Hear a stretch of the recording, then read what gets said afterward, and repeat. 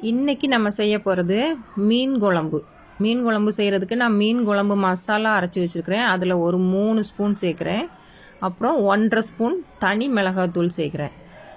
அதுக்கப்புறம் பச்சை மிளகாய் 2 உடச்சி இதில் சேர்த்துக்கிறேன்.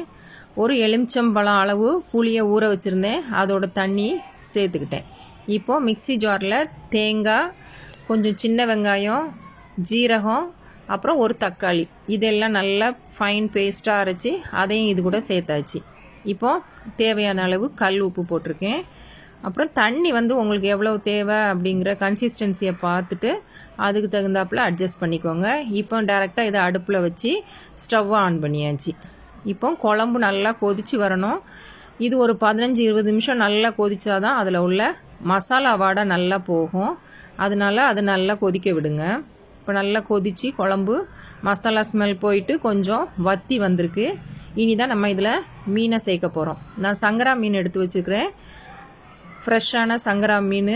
இதில் தலைப்பாகத்தை எல்லாம் நான் குழம்புல சேர்க்குறேன். வால் பாகத்தை ஃப்ரை பண்ணுறதுக்கு எடுத்துக்கிறேன்.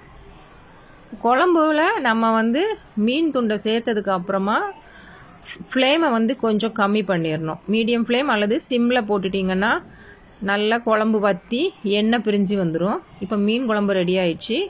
சைடில் நான் அந்த வால் பகுதியெல்லாம் நல்லா மசாலா தடவி வறுத்து எடுக்கிறேன். இந்த மீன் குழம்பு மசாலா எப்படி செய்கிறது அப்படிங்கிறத நான் டிஸ்கிரிப்ஷன் பாக்ஸில் கொடுக்குறேன். இந்த மசாலா நீங்கள் திருநெல்வேலி சைடு பார்த்தீங்கன்னா எல்லார் வீட்லேயும் அரைச்சி வச்சுருப்பாங்க. மீன் குழம்பு, காரக்குழம்பு, புளிக்குழம்பு, பொரியல் எல்லாத்துக்குமே இந்த மசாலா தான் யூஸ் பண்ணுவாங்க.